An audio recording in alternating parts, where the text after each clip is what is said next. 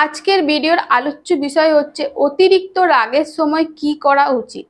রাগ তো সবার মধ্যেই আসে, কিন্তু রেগে যাওয়া কি একদমই উচিত? ফট করে রেগে যাওয়াটা কি খুব বুদ্ধিমানের কাজ? কিছু একটা হলো, ফট করে আপনি রেগে গেলেন, রেগে রেগে মেগে সেই মানুষটিকে যা নয় তাই তার সাথে আচরণ করলেন, তাকে অত্যাচার করলেন, তাকে মুখে যা আপনার এলো তা সেই ভাষাতে গালাগালি করলেন, তাকে কথা শুনিয়ে দিলেন, তাকে ভীষণভাবে দুঃখী করে দিলেন, আঘাত করলেন, মনে আঘাত করলেন। এগুলো কি ঠিক? দেখুন, নিজের ইমোশনকে কন্ট্রোল করা খুব দরকার, সেটা হাসি কান্নাই হোক বা রেগে যাওয়াই হোক।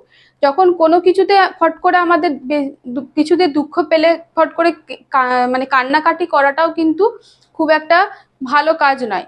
কান্নাকাটি কেন করবেন? আপনারা মেন্টালি স্ট্রং হন, মনের দিক থেকে শক্তিশালী হন, সেটাকে ফেস করুন। কান্নাকাটি করে কোনো কিছু প্রবলেমে সলভ হয় না। সেই রকম কোনো কিছু তুচ্ছ তুচ্ছ কারণে রেগে যাওয়াটাও কিন্তু খুব বড় মহানের কাজ নয়।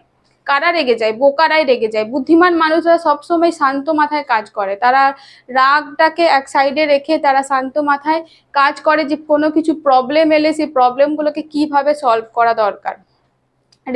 রেগে গেলে আপনি কোনো দিনই কোনো প্রবলেমে সলভ করতে পারবেন না, বরং রেগে গেলে সবকিছু জিনিস আরো কমপ্লিকেটেড হয়ে ওঠে, আরো সমস্যাগুলো আরো কমপ্লিকেটেড, আরো জটিল হয়ে ওঠে।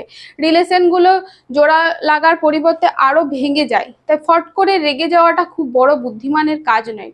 অতিরিক্ত রাগের সময় আপনাদের কি করা উচিত সেটা নিয়ে আজকে বলবো। দেখুন, যদি আপনার এরকম প্রবণতা থাকে, আপনি নিজের রাগকে কন্ট্রোল করতে না পারেন, তাহলে আপনি যখন দেখবেন আপনার মধ্যে রাগ ফট করে রাগ হয়ে যাচ্ছে, নিজের মুখটাকে আগে কন্ট্রোল করার চেষ্টা করুন। নিজের মাথাটাকে শান্ত রাখুন, নিজের মুখটাকে কন্ট্রোল করার চেষ্টা করুন, যে আপনি রাগের বশে যা নয় তাই অন্য মানুষটার উপরে যেন না বলে দিন। এইগুলো কিন্তু আপনাকে করতেই হবে। নিজের মুখের উপর যদি আপনি কন্ট্রোল করতে না পারেন, তাহলে আপনি জীবনে কিছুই করতে পারবেন না। আপনি বহু শত্রু, এই অতিরিক্ত রাগের কারণে অনেক শত্রু আপনি এমনিই আপনার চলে আসবে। অনেক লোক আপনার সাথে শত্রুতা করার সুযোগ পাবে। তাই নিজের রাগকে কন্ট্রোল করুন, নিজের মাথাটাকে ঠান্ডা রাখুন, শান্ত রাখুন। পারলে আপনি যদি রেগে যান, আপনি সেই জায়গা থেকে সরে যান। ধরুন, কোনো মানুষের উপর আপনার রাগ হয়েছে, আপনি নিজের রাগটা কন্ট্রোল করতে পারছেন না, আপনি সেখান থেকে সরে যান, কিছুক্ষণের জন্য সরে যান। বা সেই সময়, রাগের সময় কিন্তু কখনোই ফোন কল আপনি তুলবেন না, কারোরই ফোন কল তোলা উচিত নয়। কিছুক্ষণের জন্য নিজেকে রেস্ট দিন, নিজের মাথাটাকে রেস্ট দিন রাগ হলে। কেন কি, ফোন সেই সময় যদি আমাদের কোনো ফোন কল আসে, ধরুন অন্য কোনো মানুষ ফোন করেছে আর অন্য কোনো মানুষের উপর আপনার রাগ হয়েছে, তো সেই মানুষটার রাগটা আপনি সেই ফোন কলে আপনি বার করে দেবেন। তো এইগুলো কিন্তু একদম খুব ভালো কাজ নয়। এই জন্য যে মানুষটার উপর রাগ হয়েছে সে মানুষটা তো আপনার সাথে খারাপ একটা সম্পর্ক হয়ে গেল, বরং যে আপনাকে ফোন করেছে তার সাথেও আপনার সম্পর্কটা খারাপ হয়ে যাবে।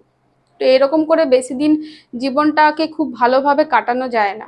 তাই অতিরিক্ত রাগ হলে নিজের রাগটাকে কন্ট্রোল করুন, নিজের মাথাকে শান্ত রাখুন। কিভাবে শান্ত থাকা যায় সেগুলো চেষ্টা করুন, নিজেকে কিভাবে হ্যাপি রাখা যায় সেগুলো চেষ্টা করুন। রেগে গিয়ে কোনো কিছু সমস্যার সমাধান হয় না। আর নিজের ইমোশনকে কন্ট্রোল করা খুবই দরকার। নিজের ইমোশনকে যদি আপনি কন্ট্রোল করতে না পারেন, জীবনে আপনি কিছু করতে পারবেন না। এই রাগের কারণে আপনি জীবনে আপনার প্রচুর মানুষকে আপনি নিজের জীবন থেকে হারিয়ে ফেলবেন।